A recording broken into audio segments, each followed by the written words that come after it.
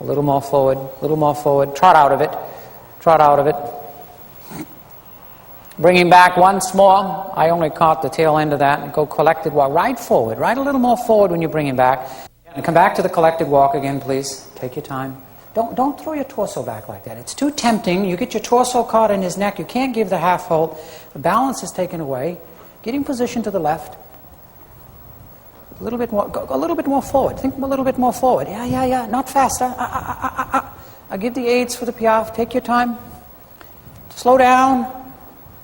Thank you.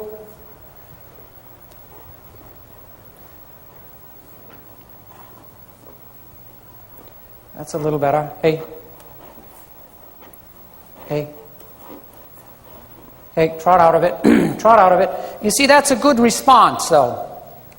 That's really enough. In 4 or 5 days, I'll have the same response I had. He hasn't seen me in a while, but he remembered me.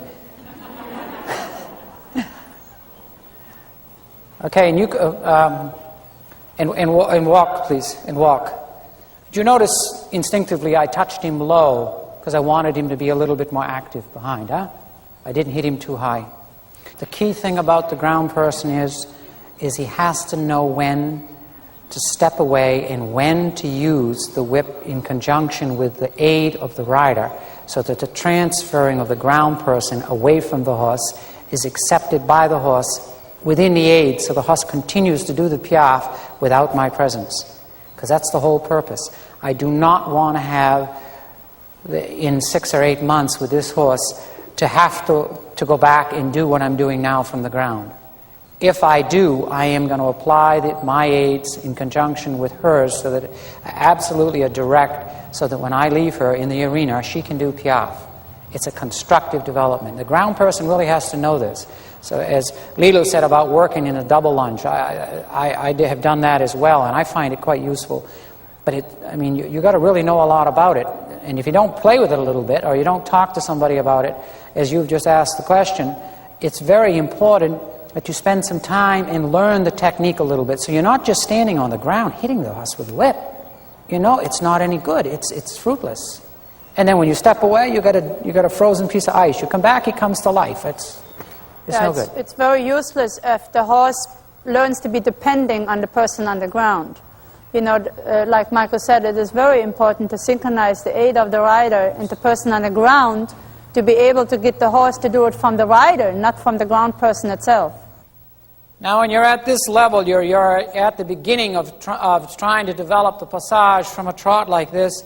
You have to be careful. This horse knows passage and Piaffe, but you have to be careful in the process of coming down. As you notice, the third level of Pre-St. George horse that was just getting into the beginning of Piaffe, it's very, very intricate and very, very sensitive. So when you're bringing him back, you've got to take your time. You've got to bring a sneak. I use the word sneak because it's a little bit more discreet in the sense of applying the aids and sort of let the horse find that balance and rhythm. Slowly, slow down, ride forward. Slower, just for a moment, a little bit slower. Good, and forward, a little more right leg. Left rein, right leg.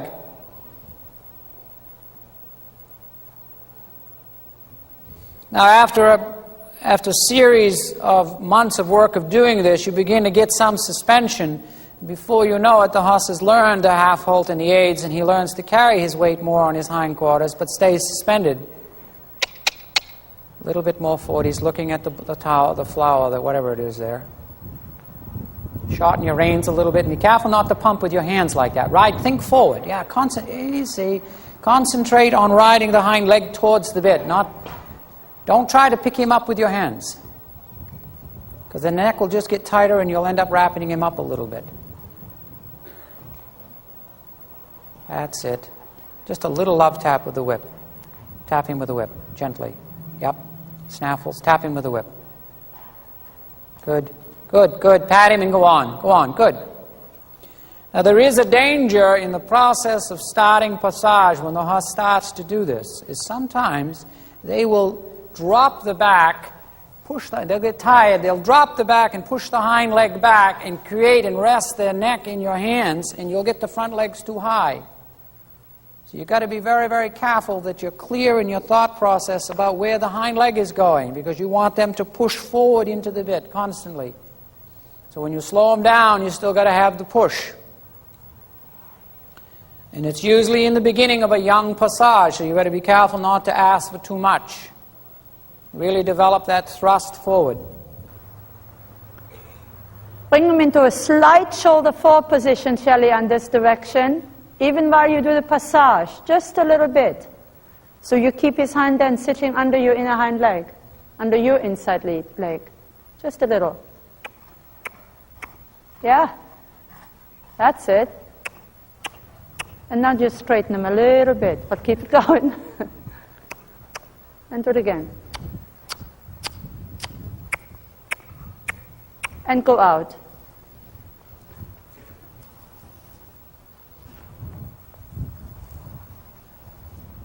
Make them stretch a little bit down in between, just a little bit, but keep the cadence, don't let them go faster. Just a little. And write a circle like that, just a little bit. Don't drop the bit totally, huh? Just relax, let them reach for you a little bit, that's it. But keep your contact, so your reins don't need to get too long, just reach a little forward with them. That's it. And just touch them, just a little behind. Say, come on, a little more, a little more. Yeah, a little more. That's it, a little more. Yeah, a little more. Yeah, that doesn't matter. And then just do it again, and then just sit quiet.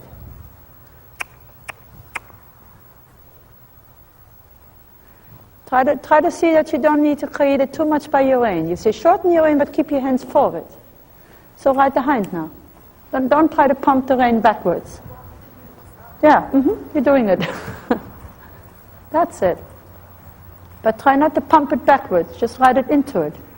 Just like you're riding forward.